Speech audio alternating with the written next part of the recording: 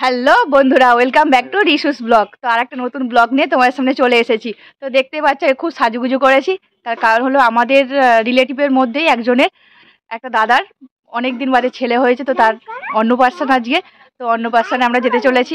দেখো আমি পুরো রেডি, আর তোমার দাদাও রেডি, আর এদিকে আমার শাশুড়ি মা, শ্বশুর, দেওর সবাই চলে গেছে। তো চলো তোমার সাথে সেটাই আজকে শেয়ার করবো সবটা। চলো যাওয়া যাক।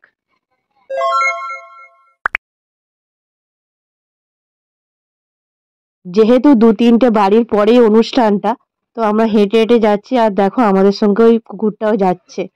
তো ফাইনালি আমরা কিয়ানের অন্নপ্রাশনে এসে গেছি। তো এই দিকটা, মাঠের দিকটা খুব সুন্দরভাবে প্যান্ডেল করেছে, এখানে খাওয়া দাওয়ার ব্যবস্থা আছে। আর এটা হলো কিয়ানদের বাড়ি। তো চলো ভিতর দিকে যাওয়া যাক। কি সুন্দরভাবে বেলুন টেলুন দিয়ে ডেকোরেশন করেছে, এখানে কিয়ানের ফটোশ্যুট হয়েছে। তো চলো তোমাদের সাথে কিয়ানকে দেখাই। তো আমার মেয়ে তো কাঁদতে শুরু করে দিয়েছে, ও ভিতরে যাবে না। তো চলো আমি যাই। দেখো কি সুন্দর গাড়ি, সাইকেল গিফট পেয়েছে। আর এখানে বসেই কিয়ান অন্নপ্রাশনে খাওয়া দাওয়া করেছে। এই যে আমাদের কিয়ান সোনা খুবই কান্নাকাটি করছে, একদমই চুপ করছে না। তাই কিয়ানের তেমন ভিডিও করতে পারিনি, তাই তোমাদের সাথে কিয়ানের দুটো ফটো শেয়ার করলাম। তোমরা দেখে নাও আমাদের মিষ্টি কিয়ান সোনাকে। চলো বন্ধুরা, এবার যাওয়া যাক খাওয়ার প্যান্ডেলের দিকে। তো দেখতেই পাচ্ছ প্রচুর লোকের আয়োজন, প্রচুর ভিড়ও হয়েছে। তো অনেক স্টলও দিয়েছে।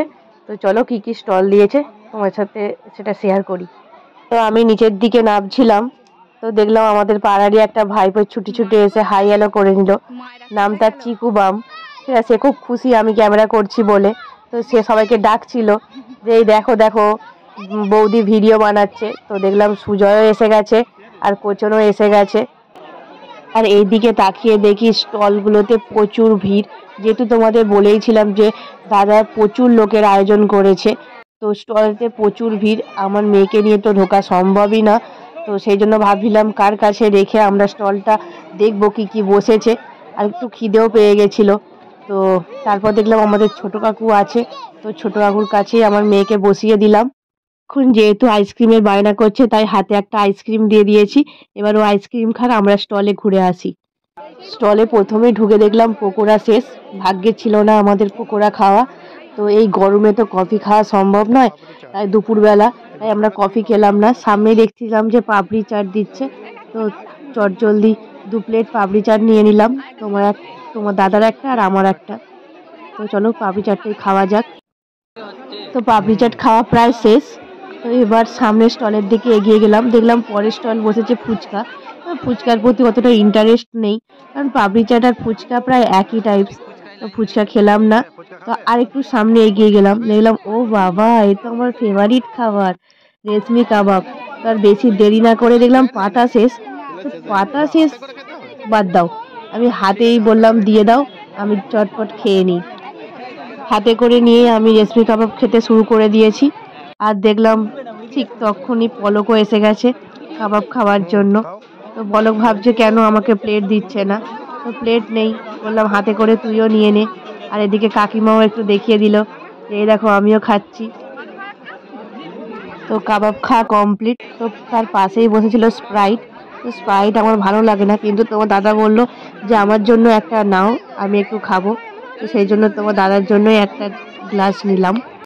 তোমার দাদার স্প্রাইট খাওয়া কমপ্লিট। তো স্প্রাইটের স্টলের পাশেই বসেছিল পানের স্টল, আর পানের স্টলের সাথেই ছিল হুক্কা।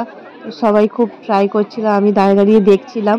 তো একটা আমাদেরই পাশের বাড়ির একটা দাদা, ছোটু দাদা, তো সে কি সুন্দর হুক্কা টানলো, সেটাই তোমাদেরকে দেখাচ্ছি, দেখো।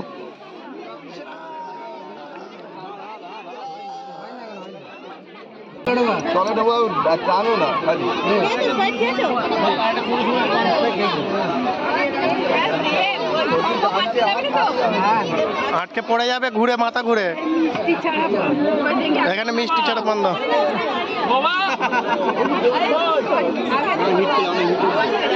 ছোটু দাদার পর এবার টানছে চন্দন কাকা। চন্দন কাকা পুরো এক্সপার্ট, নাক দিয়ে মুখ দিয়ে সব দিক দিয়ে বার করছিল, দারুণ। তো এরপরে ঠিক পাশেই বসেছিল আইসক্রিমের স্টল। তো আইসক্রিম নেওয়ার আগে দেখো পিছনে কত লোক, কত ভিড় হয়েছে।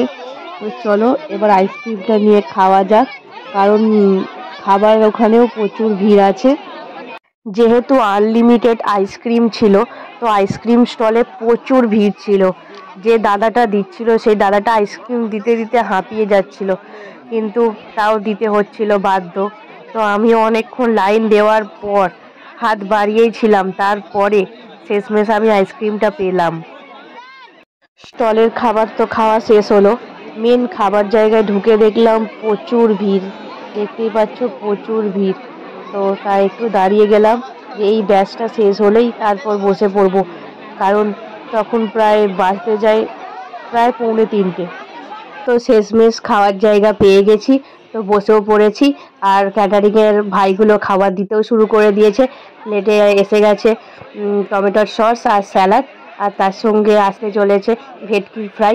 তো মেনুটা তো আমি দেখেই নিয়েছি আজ মেনুতে কি কি আছে, তো তোমরাও দেখতে থাকো আর আমি সঙ্গে সঙ্গে খেতে থাকি। তারপরে ভাত আর শুক্তো চলে এসেছিলো, শুক্তোটা কিন্তু অসাধারণ হয়েছিল, আমি তো জমিয়ে শুক্তো দিয়ে ভাত খেয়েছি। তারপরে ঠিক চলে এসেছিল ডাল, ফুলকপি চিংড়ি, আর তার সাথে ঝুড়ো আলু ভাজা। ঝুড়ো আলু ভাজা তো আমার বেশ খুবই ভালো লাগে, আমি তাই দাদাটাকে বললাম আর একটু দিয়ে যাও, আমি একটু বেশি ভালোবাসি ঝুড়ি আলু ভাজা খেতে। তারপরেই চলে এলো মটন কষা, জাস্ট জমিয়ে খাওয়া দাওয়া করলাম, মটনটাও দারুণ হয়েছিল। তো আর দেরি করলাম না, ঝটপট খাওয়া দাওয়া সেরে নিলাম। তারপর আর কি, অনেক খাওয়া দাওয়ার পর প্রচণ্ড হাঁপিয়ে গেছিলাম, তো ভাবলাম একটু বসে যাই, তাই শুধু শুধু বসে থাকবো, তাই একটু আইসক্রিমও নিয়ে নিলাম, একটু আইসক্রিম খেয়ে নিলাম। তো বন্ধুরা ফাইনালি খাওয়া দাওয়া কমপ্লিট, তো চলে এসেছি আমরা ঘরে। তো আজকের ব্লগটা এখানেই শেষ করলাম, আর একটা নতুন ব্লগে আবার তোমার সঙ্গে দেখা হচ্ছে। টাটা বাই বাই, সবাই ভালো থেকো।